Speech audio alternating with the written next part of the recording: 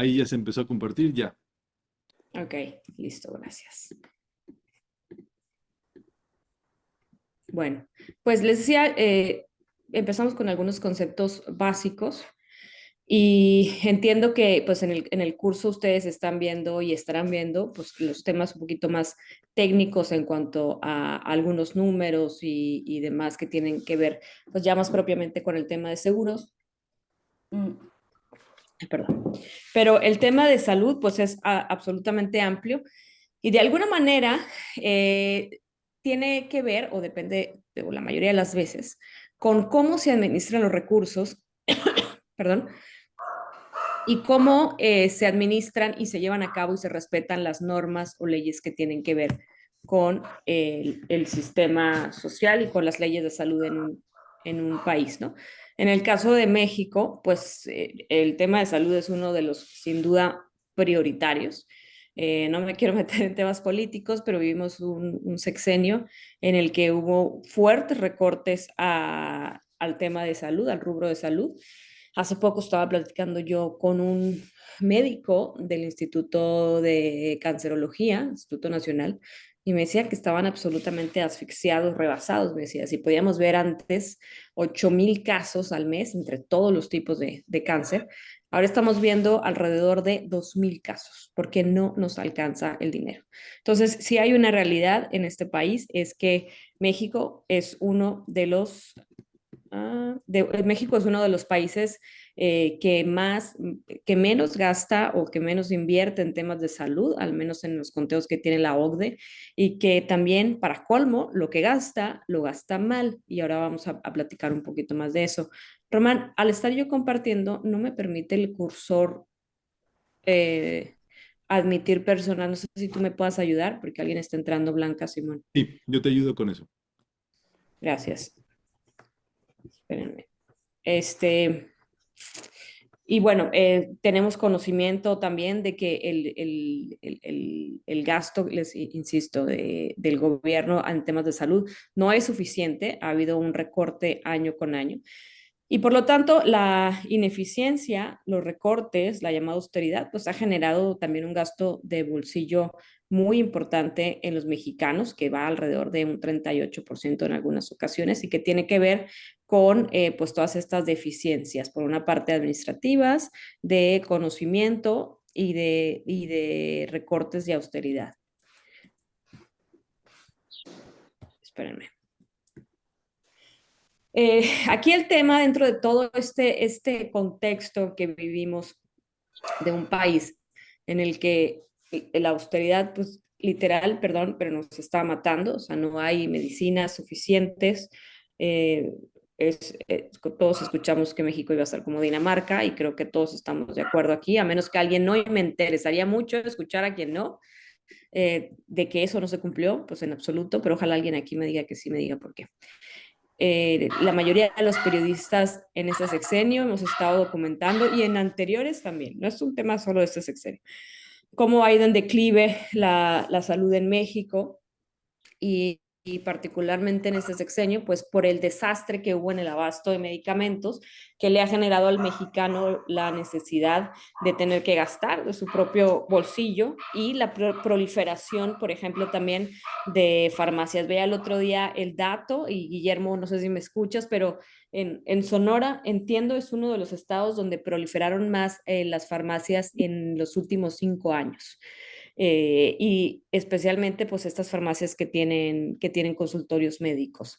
En efecto. Le, Sí, hay algunos estudios pues que señalan que los mexicanos están yéndose a atender directamente a las farmacias, a consultorios de bajo costo, y que debido a esta ineficiencia, pues sí, del gobierno, o sea, realmente no ha podido superar estas líneas base que venían manejándose de sexenios anteriores en cuanto a la capacidad de atención y estamos estancados. El tema es cómo platicar estas historias, cómo encontrarlas, cómo hallarles un ángulo, por así decir, que sea interesante y una narrativa que sea interesante, porque un tema, una cosa es el ángulo y la otra es la narrativa. El ángulo es cómo contar, qué investigar, perdón, en qué profundizar o cómo delimitar un tema. Yo digo a veces Pensemos en que vamos a hacer zoom a una imagen gente o de una fiesta en caos o de una tragedia o de un desastre natural y vamos a enfocarnos a dos o tres personas para entender cómo lo están viviendo y entonces vamos a contarlo. El ángulo nos referimos también a la delimitación del tema y ahora les voy a poner unos ejemplos. Por decirles, hemos hablado mucho del desabasto de medicamentos en México, pero entonces toca pararnos, hacer un alto para decir ahora cómo desglosamos o qué nuevo fenómeno contamos para no generar un desgaste en las audiencias. ¿Qué es lo que pasa en el periodismo? Y que también lo tenemos que entender como reporteros si queremos seguir caminando en esta industria y que nos sigan leyendo y consumiendo nuestros contenidos, que la audiencia tiende a dejar de sorprenderse. ¿Sí? O sea, uno no puede estar desgastando un solo tema por más importante que sea, ¿eh? Y no quiero decir que no sea importante, si no logramos contarlo, si no logramos entrar por otro ángulo distinto, si no logramos encontrar el fenómeno dentro del fenómeno. Yo que pues, ya tengo el tiempo pues, siendo directora editorial de medios, editora y demás, lo que siempre les pregunto a los reporteros es qué de tu historia que estás presentando, que estás planteando, que estás proponiendo, no se ha contado si yo googleo antes, qué ángulo no se ha mencionado antes. Y la verdad es que a veces la mayoría dice, no, sí se ha mencionado, pero no se ha dicho tal cosa, otra cosita. No, o sea, lo importante es tratar de buscar fenómenos dentro de los fenómenos. El fenómeno de desabasto de medicinas en este país es un fenómeno en sí.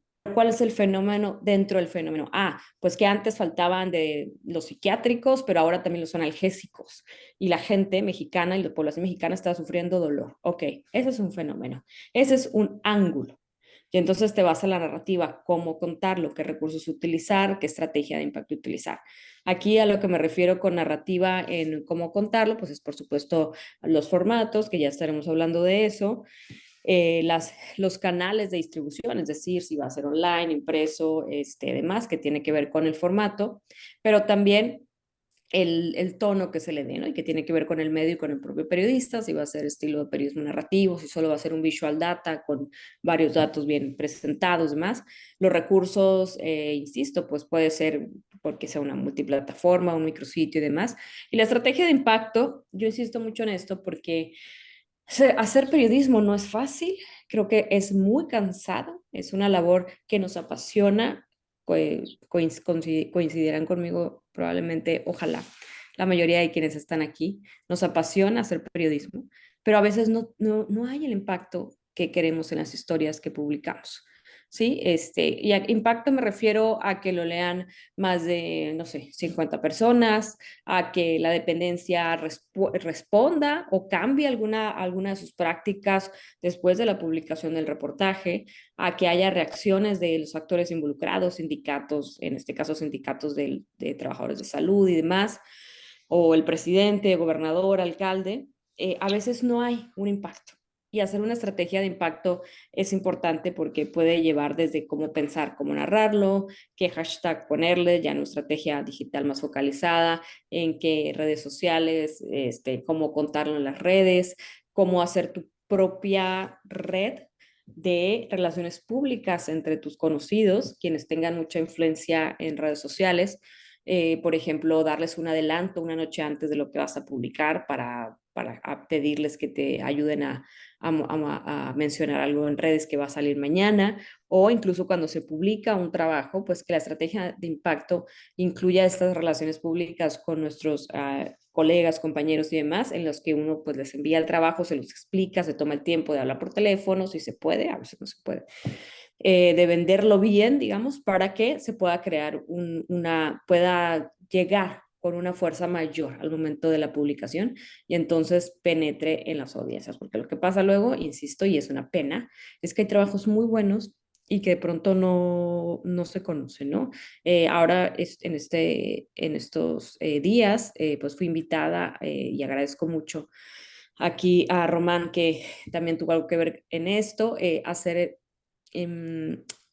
jurado del Premio Nacional de Periodismo Y algunos de los compañeros que tienen más experiencia en ese proceso, que ya han sido jurados en otras ocasiones, dicen a veces ganan, la gente se enoja a los periodistas porque ganan el premio o menciones, honoríficas o demás, reportajes que no se conocieron o que no tuvieron un impacto y que en realidad eran muy buenos. Bueno, ahí falló la estrategia de impacto, pero el contenido, el ángulo, la historia era novedosa, o sea, se pudo haber sacado mucho más. Y con esto voy con el ángulo y narrativa. Insisto, una narrativa correcta con una estrategia de impacto correcta.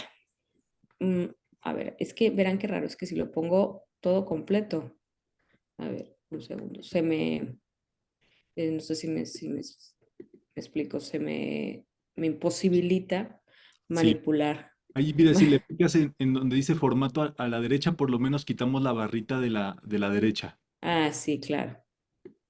Es que de todos modos creo que se ve muy, igual lo pongo así y ahorita por ejemplo, ahí yo ya no puedo mover la barra esta donde están los compañeros y me tapa a mí todo el texto, pues así que nada más voy a estar medio adivinando una parte. Pero, pero bueno, comenzamos con un poco con la búsqueda de ángulos, que es no olvidarnos de estar siempre presentes en estar buscando información, ese dato que no cuaja, ese dato vacío incluso que nos está dando en informes gubernamentales, por ejemplo, y que tenemos afortunadamente en México una ley de transparencia que funciona relativamente bien y funciona la institución más o menos bien, al menos que nos puede a veces proporcionar la posibilidad de pelear por información que estamos pidiendo y y que a veces nos quieren ocultar los gobiernos, pero que gracias, insisto, a estas leyes, a estos mecanismos, a este instituto, pues nos es posible poder acceder a él. Entonces, es una frase que me parece súper importante y siempre la estoy como recordando es, la información es poder y Eh, conocer es poder. Conocer, no, no, no, eh, que sabía. creo que alguien tiene por el micrófono abierto, Roma, no sé si me puedes ayudar. Y conocer o entender nuestra realidad es poder, al menos para los periodistas. Y no, por lo que escuché, ninguno de ustedes está, de los pocos que pude escuchar sus historias, sus presentaciones, pues no están enfocados directamente al tema de salud, sino a varios, pero sí muy interesados al tema de salud. Y por eso insisto en esta necesidad de manera pues recurrente, como un hábito, estar intentando pues actualizarse en cuanto a informes gubernamentales, aquí les pongo de organismos internacionales, publicaciones académicas, foros y conferencias de salud, lo que se publica en medios de comunicación y pongo en mayúsculas el reportó en calle. La semana pasada tuve la oportunidad de estar en un seminario en Washington con varios compañeros de Latinoamérica, periodistas, un seminario que se hace con Naciones Unidas como uno de los auspiciadores, en alianza con el Washington Post y demás, y que es sobre varios temas de actualización periodística y otros, pues no sé, enfoques importantes en los que tenemos que actualizarnos en cuanto a tendencias en la industria. Y una de las cosas en las que coincidían algunos de los ponentes, que con mucho ya camino recorrido en el periodismo y especialmente en el periodismo de investigación, es que últimamente los periodistas nos hemos acostumbrado mucho a no reportear en la calle, o sea, no encontrar las historias de origen para algún reportaje en la calle y querernos basar solo en datos sin tener el contacto humano.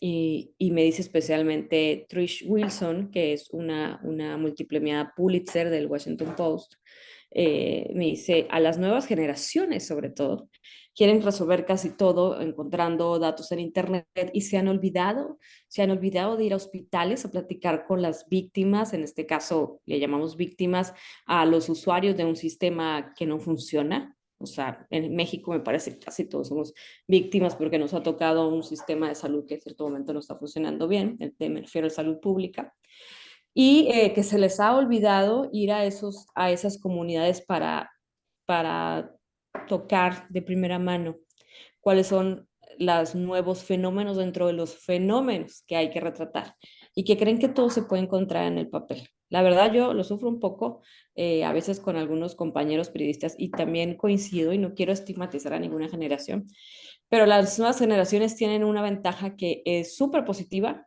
crecieron en un país, en un México, en el que desde hace 25 años hay leyes de acceso a la información y cada vez hay más jóvenes preparados con una metodología clara de cómo pedir información, cómo hacer cruces de bases de datos y demás. Pero el contacto humano con la historia, la que va a jalar, la que nos recuerda por qué estamos aquí para servir a los demás y que es contactarnos los unos a los otros, pues se está perdiendo. Entonces el reportó en la calle es básico para poder buscar nuevos ángulos en este tema del periodismo de salud, el tema del periodismo de los gastos de bolsillo de los mexicanos y que se derivan evidentemente pues de un sistema que no está funcionando. Insisto en el entender es poder, nos da poder entender y una de esas es entender la terminología eh, que a veces yo sé que todos estamos saturados de trabajo más nuestra vida personal, si es que alguien tiene, porque en el periodismo, pues luego es muy difícil tener vida personal como tal. Y en esos ratos libres poder revisar documentos, glosarios y demás, porque entonces tendremos una ventaja frente a nuestros colegas, y no quiero llamarlo así porque esto no es una competencia, pero que a lo mejor nos permite incluso enseñarles a ellos y transmitirle nuestro conocimiento que nosotros vayamos adquiriendo solos. El buen periodista se hace solo en el sentido de la autocapacitación y el interés genuino por conocer la realidad y el mundo. El buen periodista se hace también en base a la experiencia y a afinar y esculpir lo que llamamos el olfato periodístico. No sé si quien coincidirá conmigo, pero que es de lo más, pues, ¿cómo le puedo decir? El olfato periodístico. Pues sí, o sea, lo que más queremos llegar a afinar. Si alguien me quiere contradecir, puede interrumpirme en cualquier momento, hacerme una pregunta, levantar la mano vía el chat o simplemente quitar el micrófono y preguntarme, no hay problema.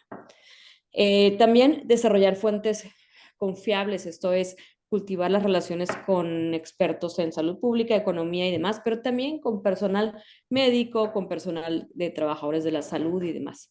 Hay un reportaje que en este momento no me puedo acordar, si no me equivoco desde Colombia, que se había ganado un premio hace años ya, estoy hablando de hace unos 10 años, entonces puede haber sido el Gabriel García Márquez. Era muy narrativo, pero contaba que estaba tratando de explicar una situación en un hospital en su comunidad y quien le terminó dando más información fue la secretaria del director del hospital, porque a ella llegaban casi todos los casos, las historias más extraordinarias de abusos, de negligencias y demás, y se fue ganando su confianza hasta que se convirtió en una fuente para el reportero.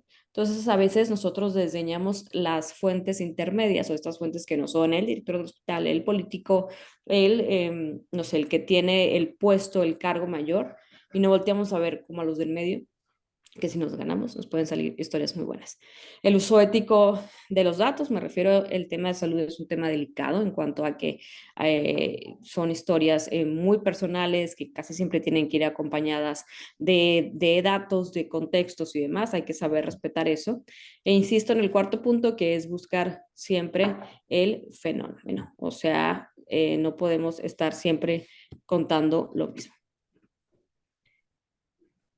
Y aquí van algunas historias bueno, que me parece importante mencionarlas aquí. Hay un reportero en MX que se llama Alejandro Alatriste, con quien pues, se puede hacer algunas colaboraciones, o sea, coordinamos trabajos, algunos los hemos hecho juntos, otros no. Pero él lo que logró es que le filtraran, y aquí sí digo filtraran, porque filtrar, porque por un tema de negación de datos, no las podía obtener vía transparencia, aunque todavía estaba en proceso el recurso para que así fuera, pero en el que las dependencias estaban solicitando su presupuesto para el próximo año y al solicitar su presupuesto o justificar las solicitudes de su presupuesto ante la Secretaría de Hacienda, pues tenían que explicar sí o sí su realidad, es decir, yo necesito 50 millones en el área de cadena de frío porque resulta que de 500 refrigeradores que tengo en el país, 400 no sirven bien y aquí están todos los papeles que lo avalan. Un reportero de la vieja guardia, o sea, que tiene las relaciones con las fuentes, que corroboraba con las mismas fuentes más arriba, es decir, para revisar que los datos y que los documentos fueran certeros, que cotejaba para solicitar por transparencia la misma información y que pudo hacer una serie muy interesante en la que pues, se dejaba ver cómo los almacenes delegacionales del Instituto Mexicano del Seguro Social estaban en mal estado y que en algunos casos, ya ahí se fue él a hablar con médicos, con enfermeras y demás, se terminaban perdiendo vacunas y otro tipo de activos pues porque simplemente no funcionaba, ¿no? Aquí les pongo un caso de una cámara fría del 63 con 60 años de antigüedad que ya no funcionaba para nada. Y aquí esta fue otra de las versiones, unos días después de este reportaje, en el que pues también señalaba el estado de los refrigeradores, de los congeladores y de el estado obsoleto en el que se encontraban, ¿no? En algún caso, y por ahí, si me permite, le voy a pedir a Román que les pase las ligas de los reportajes si los quieren leer más a fondo, porque insisto, ahorita el tiempo es limitado. Eh, algunos de los casos, bueno, en un caso por ahí hasta admitían haber metido refrigeradores como de tiendas comerciales, ¿sí? O sea, donde pondrían refrescos. Y es algo que nos sorprende, aunque no, a lo mejor en el fondo no nos sorprende porque sabemos que nuestro sistema de salud está muy quebrado, muy roto, pero al momento de encontrarlo reconocido por parte de las instituciones en un papel y reportear con los mismos médicos a ver si era cierto y que nos los confirmaran, pues al final, o sea, la verdad es que México surreal y México en el que no terminan, no se acaban las historias que nos siguen sorprendiendo.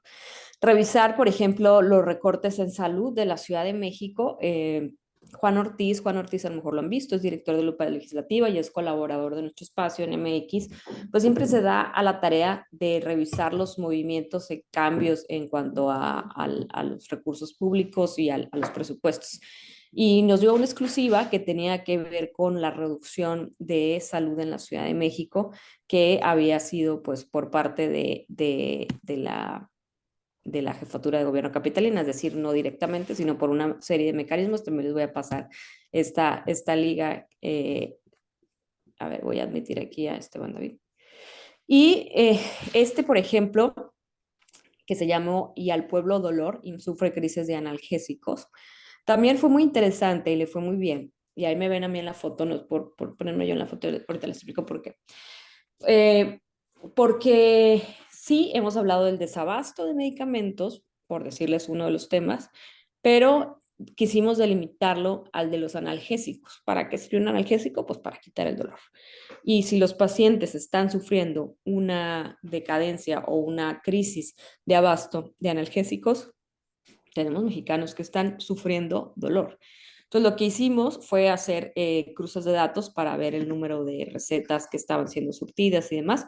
Y encontramos, cuando si que gusta leer también este reportaje, que les voy a mandar el dato, pues encontramos cómo iba creciendo el número de mexicanos que no estaban siendo surtidos en cuanto a este tipo de medicamentos, ¿no? Por supuesto, con algunas historias y demás.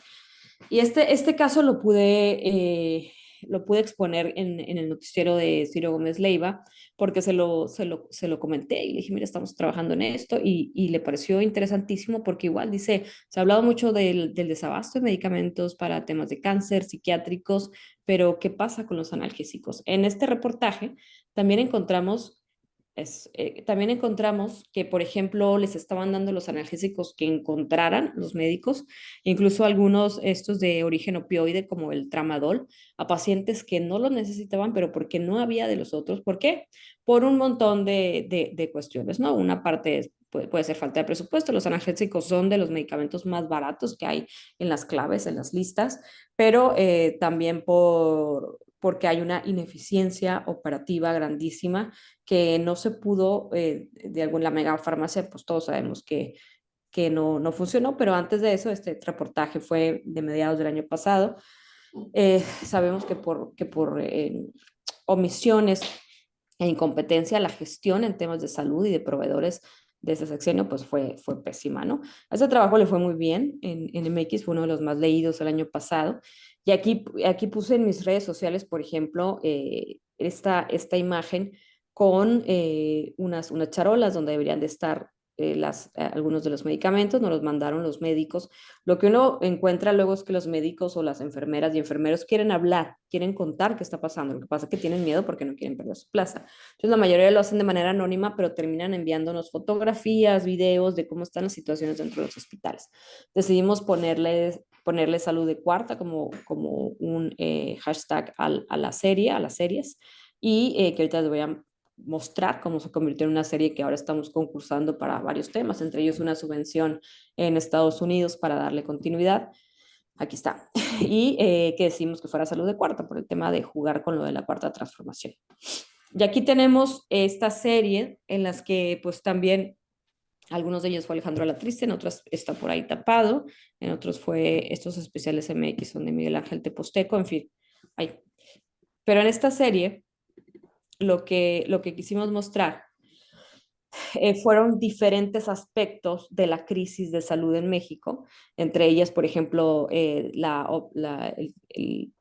estado obsoleto en el que se encuentran los tomógrafos en la Ciudad de México, en los centros de salud públicos, en otro, por ejemplo, los retrasos en las citas que tenían que ver con temas de atención dental en el Instituto Mexicano del Seguro Social, y en otros sobre la deficiencia en la inversión del IMSS en cuanto a tecnología para detección de tumores, con documentos y con historias de médicos y enfermeras que también dicen, híjole, no, no tenemos capacidad, que en documentos dejan asentado también, no contamos con la tecnología de última generación para realmente poder detectar tal y tal y tal tumores, y pues que realmente nos damos cuenta que los mexicanos estamos en la indefensión, por así decir, frente a un sistema que está roto. Pero juntar en series notas que a lo mejor puedan ser un poco más cortas. Todos sabemos que, a ver, lo ideal en un mundo ideal es hacer un súper reportaje de investigación grandísimo que nos pudiera llevar 5 o 6 meses, que nos paguen por eso además, por solo estar investigando,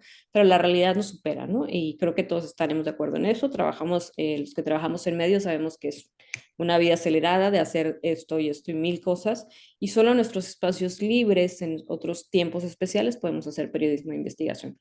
Pero a lo que voy es también pequeñas historias como estas que les estoy poniendo aquí, estas tres, que en realidad fueron como 6, si nosotros las englobamos en un proyecto seriado, que podamos ponerle un nombre pegajoso como a este, Salud de Cuarta o algo así, al final se convierten en algunos temas de referencia que tienen mucho mayor capacidad de penetración en las audiencias y que al final pues cumplen su objetivo, ¿no? Que es poder servir a la audiencia, servir al ciudadano con información que le sea útil. No sé si hasta aquí alguien tenga alguna pregunta, duda, reclamo, hablo mucho, yo sé, pero el tiempo se me fue bien rápido. A ver, no sé si alguien quiere levantar la mano. Yo, A ver, adelante. no estamos del todo en estado de indefensión si partimos del hecho que afortunadamente todavía no vivimos en una dictadura y la Constitución General garantiza como derecho humano fundamental el derecho a la salud. En consecuencia, está protegido no solo por la legislación nacional, sino internacional. Ujú. Y en ese sentido, vale la pena motivar a los mexicanos, y lo hacemos nosotros en el caso de Oaxaca, a que presenten quejas por la violación a ese derecho humano fundamental, la salud, a nivel local, a nivel nacional, porque es competencia federal, a efecto de que al hacerlo de manera masiva, obliguemos a que la Suprema Corte de Justicia de la Nación intervenga, tome cartas en el asunto, y de no hacerlo nos posibilite acudir a organismos defensores de los derechos humanos a nivel internacional, Ujú. empezando por la Corte Interamericana. Y tenemos todavía un recurso, una herramienta jurídica más demoledora para la omisión y negligencia del Estado mexicano, la interposición de juicios de amparo. El punto de quiebre para tener éxito está en lograr que sean masivos, no generales, no colectivos, sino individualizados, para que al sumar una gran cantidad, pues siente jurisprudencia y de esa manera pues se agilice la solución en la atención y en la entrega de medicamentos, que son dos de los nudos gordianos hoy en día en materia de salud. Esa sería mi aportación, Muy Sandra. buena, la verdad muy buena. Y creo que también parte de nuestra labor como periodistas debe ser informar estos recursos que tenemos a la mano para poder hacer valer nuestro derecho de acceso a la salud. No estamos en la indefensión, como bien dices, hay marcos jurídicos que nos permitirían ir más allá. Desgraciadamente, pues a veces no nos da el tiempo, el conocimiento, y creo que esta labor de comunicadores, de periodistas, de también comunicar esto, pues pasaría a ser algo fundamental. ¿Alguien más tiene alguna otra duda por ahí? Antes de presentarles a mi compañero que va a hacer una exposición dentro de esta charla del día de hoy. Yo, Vero Basurto, bueno, yo estoy muy de acuerdo con lo que acaba de decir el compañero. Qué bien que lo mencionó, pero también me pone del otro lado, ¿no? Cuando uno entra por una superemergencia al hospital y hay veces que no existen, pues, los químicos y tal para hacer ciertas pruebas y entonces, y hay personas que realmente tienen enfermedades muy avanzadas y muy complejas. Entonces, a veces no da tiempo, ¿no? En ese momento de estar en el hospital y al mismo tiempo recurrir a derechos humanos y estar en el hospital esperando que me metan a rayos X y tal, e ir con otra institución. O sea, realmente creo que eh, sí estamos, vamos, indefensos en el sentido de que realmente estamos en las manos de los médicos, ¿no? Que son los que conocen el cuerpo, y cuando estás en una cama donde no te puedes parar y te están poniendo tranquilizantes o algunos otros medicamentos para que el dolor no te consuma, tampoco te puedes ir del hospital porque si te vas y no te ponen esos medicamentos, te puedes morir afuera. O sea, o Claro. vas con las instituciones o te quedas a ver qué pueden hacer por ti. Entonces, realmente sí me parece interesante lo que dice, pero aquí es donde se hace el nudo, ¿no? O sea, o donde se anuda todo, porque ahí es donde está básicamente el problema. Y a veces no es que también, bueno, los médicos no quieran, pero están imposibilitados de hacer ciertas eh, pruebas o de meternos de inmediato a un quirófano, X, no lo sé. Entonces, bueno, nada, lo decía por esta insuficiencia y que existen todos los hospitales y de que también, bueno, muchas veces están también tan saturados, ¿no? Y también es un personal, ¿por qué no decirlo? Un médico tan cansado, ¿no?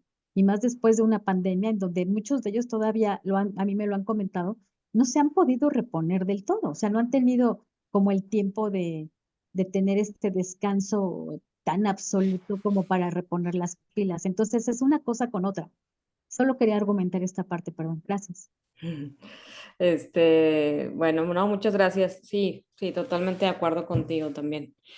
Bueno, si les parece, les voy a presentar antes a Esteban David Rodríguez. Aquí está, si puedes saludar, Esteban.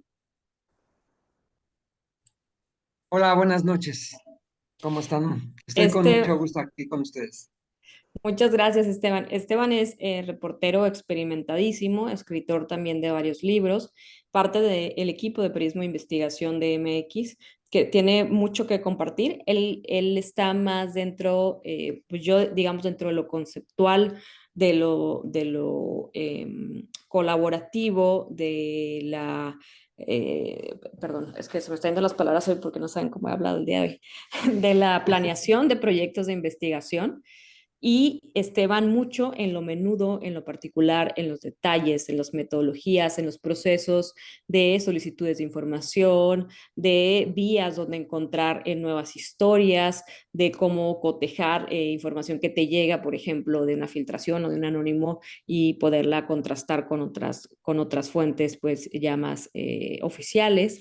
Y todos estos vericuetos a los que se expone un reportero del día a día, pero aparte de periodismo de investigación, que siempre está ahí dando la batalla. Yo quiero invitarlo a él a que les dé una charla y también pues los escuche a ustedes con sus preguntas sobre un trabajos que él ha hecho. No sin antes pedirles si podemos ir a una breve, a un breve break de unos 10 minutos y volvemos solo para tomar agua, ir al baño y demás, para poder escuchar a Esteban David Rodríguez. Muchas ¿Qué les gracias, parece? Sandra. Estimados amigos, les vamos a presentar en breve en pantalla, les va a aparecer un formulario para que puedan dejar su nombre completo y información para ir anotando sus participaciones. Vamos a tener este formulario a través de las 5 sesiones que tenemos con Sandra para al finalizar trabajarles y tener su diploma de participación. Entonces, en breve les va a aparecer en pantalla para que lo puedan ir llenando en esta ocasión. Gracias, nos vamos a un receso. Gracias.